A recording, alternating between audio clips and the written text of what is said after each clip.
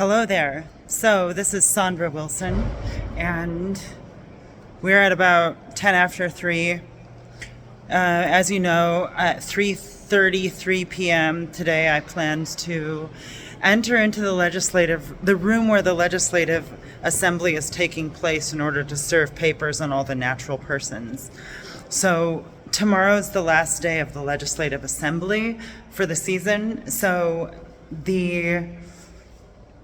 basically I had to serve papers now or tomorrow and could not put them into the legislative inboxes because the suit at equity and law and prosecution are filed against their natural persons, not against their titles or their roles. That's a big difference. So it needs to be handed to their natural persons. Now, many of you know that last year when I filed in the state courts, injustice was served. Judge Huppert wrote 3 false pieces of information into his ruling, and then he ruled according to what he wrote instead of what was written. So now we're in the federal court, and the laws read plain as day. You don't need to be an attorney. You don't need to defer to an attorney.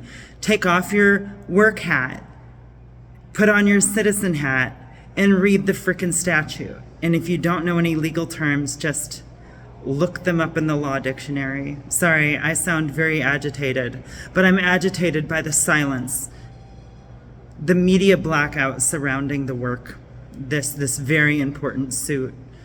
And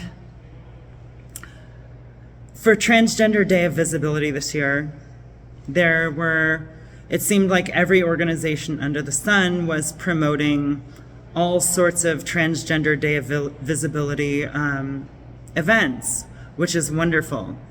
But those same organizations who knew about the actions, Operation Magna Carta II, you can look it up on WildWillpower.org, were silent. And I know that there's nonprofits who are concerned about losing their 501(c) status if they say anything at all. But you see what this is doing to our country and our state? Where when somebody's severely harmed, like all of these organizations that care about transgender people and transgender rights, sometimes it feels like we care more about calling people the correct pronouns, which we absolutely should, than actually enforcing our rights in the court. And we need to fix our political culture here in Iowa. But it's not just, don't just keep blaming the right. This is the left and the right issue. We have a lot of work to do. Wild Willpower PAC, WildWillpower.org needs more support than we've been getting. I see a lot of people, I announced that I'm running for governor in 2023 on March 31st on Transgender Day of Visibility during a speech at DMAC. And I see a lot of people who really want Rob Sand to run for governor.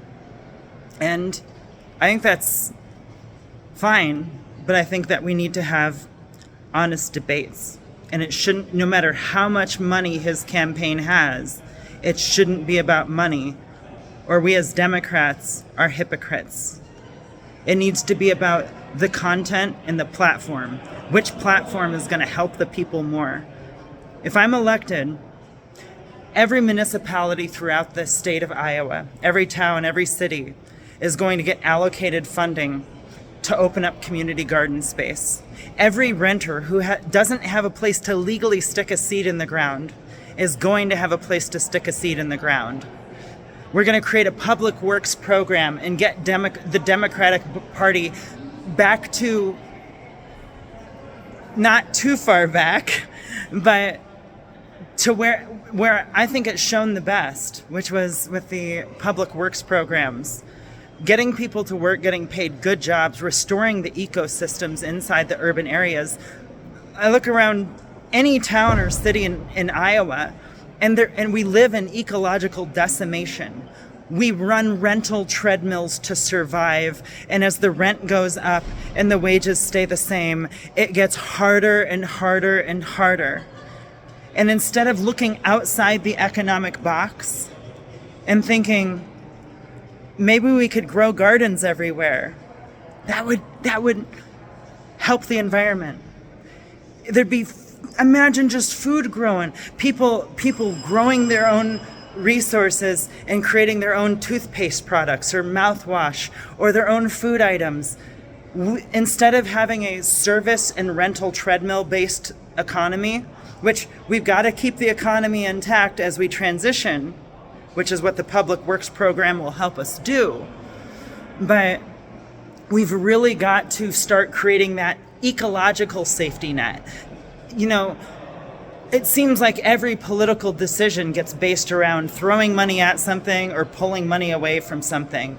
And we need to get back to the core of American politics. And that's common sense. The statewide gardening program will teach students to manage gardens in schools and use the food inside the school lunch program. Now, many of you know that I invented a piece of technology called the Gardens Across Iowa app. It gives you notifications on exact dates to perform any garden-related tasks. You can toggle on and off which plant that you need to grow, but we need sponsors. So many of you know, if you lived in Ames, that this morning I announced we're looking for artists. WildWillpower PAC, wildwillpower.org, is looking for artists. We're going to throw Restoration Fest, and the funds that are raised from that, we're going to put toward getting Richard Lone Wolf's book off the printer, and we're going to use toward getting that Gardens Across Iowa app up and running. Now, there's a lot of other things to do right now on that's detailed throughout the site, but those two are the top priorities. None of this would have been possible without Richard Lone Wolf. And I'm very grateful and proud and humbled by that endorsement letter he has posted on wildwillpower.org. I have lived a rare and blessed life. And, a lot of people aren't probably considering me at all for governor. As a transgender woman who would like nothing more to simply blend in, afford facial surgery, blend into the woodwork, instead I'm being forced to stick out like a peacock.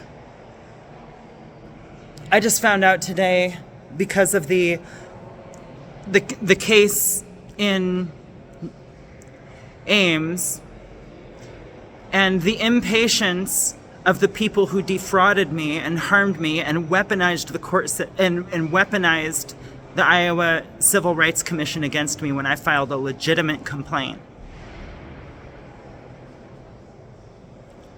I have to get this filing in by April 29th. That means the judge just issued an order for that today. That means my entire college semester is interrupted. They can pay for the classes because I'm not giving up on this court case. I know what the law says, and we need more citizens to know what the law says. 92% of low-income Americans can't afford an attorney for civil cases. Abraham Lincoln said, "The people are the rightful masters of the courts and Congress, not to overthrow the people who uphold the Constitution, but those who pervert it." And honey, that's rampant right now. I'm tired of being defamed and slandered and watching people that are supposed to represent us slander transgender people, including Donald Trump, including Kim Reynolds. Are the people that are supposed to represent and help the people are directly violating the Constitution.